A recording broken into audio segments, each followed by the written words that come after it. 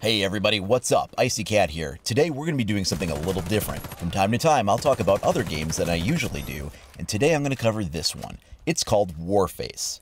Now, absolute full disclosure here because I want to be completely transparent with you guys, as I always am. This video is a sponsored review. But I also want you to know that anything I say in here is also 100% my own opinion. First of all, getting started with the game is really easy. It's free to download and play. You just go to the site and get registered. I'll have the link for that in the expanded comments section below the video player. You'll be playing in minutes, it's super easy. The system requirements are not really that demanding at all, so you can play this even if your PC isn't some kind of top-of-the-line Uber gaming beast. Even though it is free to play, there are of course microtransactions in the game, but none of it is really pay to win. It's more like experience boosters or getting early access to things you would eventually unlock anyway, or unique skins for your weapons, stuff like that. There's something for everyone here, as you can do multiplayer PvP in over 9 different game modes, from Team Deathmatch to Free-for-all to Bomb Defusal, Domination, and more. All of the modes are a ton of fun. Additionally, there's also things like seasonal rank wars and tournaments. Another thing I really like is there's also a huge selection of maps. Every time I thought I'd seen them all, a new one would pop up in the rotation, and there's a ton of variety across all of them. Some are smaller and obviously geared more for close quarters, while others are expansive and meant for longer range engagements. Cover is everywhere, and you can interact with the environment on many maps to do things like open up new paths through areas or activate equipment.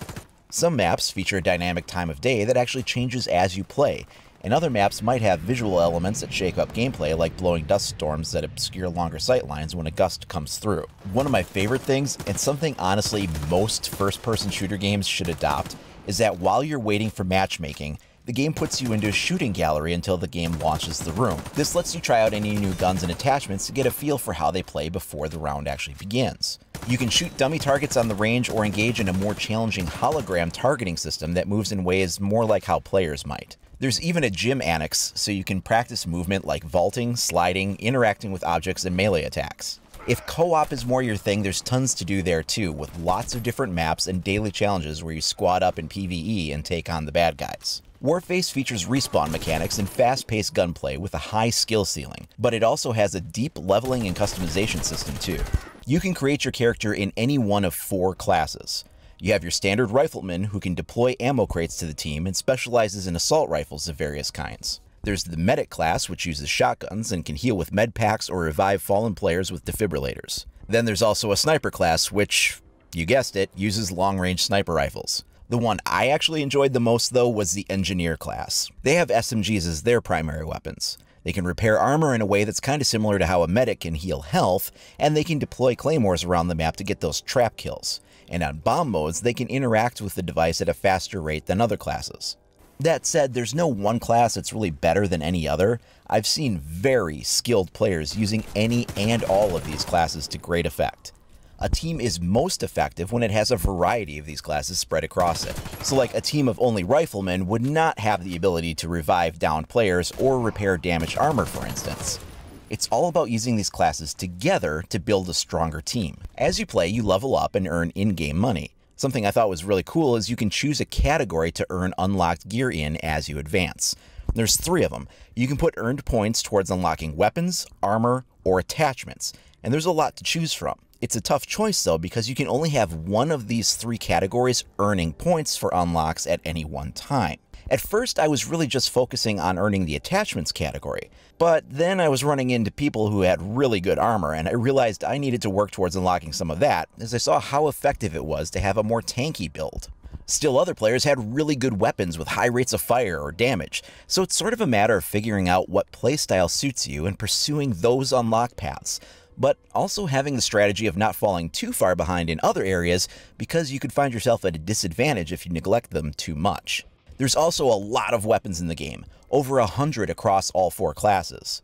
You can visually customize yourself by getting new armor too. There's head armor that grants higher resistance to head damage and might give other status effects like reducing the effect of flashbangs or something like that. Armored vests, of course, are the meat and potatoes of your damage resistance. You even have gloves and boots. The equipment you wear will not only change the way your character is customized visually, but also allow you to dial in the damage resistance or effects of the kind of playstyle that best suits your needs. For instance, like certain shoes or boots might grant you a little more running speed or duration, things like that. Of course, there's also weapon skins too, if that's more your kind of thing. The weapons and armor degrade over time and will need maintenance costs to repair using the in-game currency system obtained from winning matches. It's not like they degrade too quickly though, and it all happens at a pretty reasonable pace and cost of repair. Some game modes are just all-out crazy frag fest, while others are slower and more tactical. Several matches I played were more like cat and mouse hunts, where you really had to be careful maneuvering around a map that wasn't heavily populated as you tried to hunt each other down. Other types of game modes resulted in just all-out, fast-paced, crazy, and chaotic warfare. This game isn't new, it's actually been around for a few years, and that's actually a good thing. It's established, it has a solid player base. Finding matches is relatively quick and easy, even during non-peak times. There's also no real bugs I experienced in my time with the game. Again, probably due in no small part to the fact that the game's been around for a few years and has had the time to get the polish and support it needs. Once again, if you want to check Warfare out, the link for it can be found in the expanded comments below the video player. Overall, Warface is a solid game with a fair amount of depth to it and a bunch of different ways to experience it, from PvE co-op and special operations missions to PvP and all of its different modes. Combined with a huge variety of maps, over 100 guns, plenty of unlocks and customization options, there's lots to really enjoy here, and you can't beat the price of the game when it's free. So if you want to give it a shot, check it out at the link down below. And as always, thanks a lot for watching, everybody. We'll see you next time, and for the rest of the video, I'm just going to leave up this clip of an actual match that we played.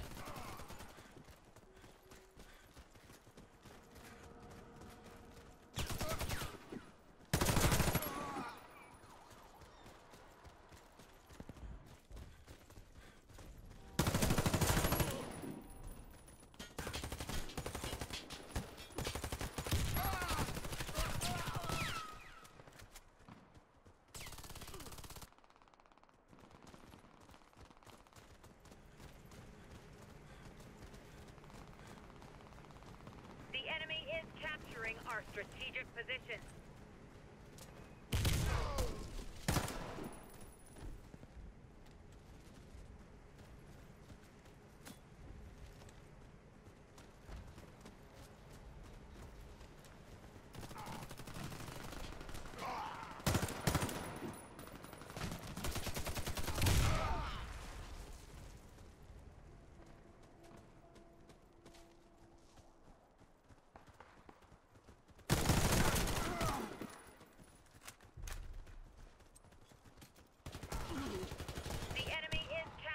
Our strategic position.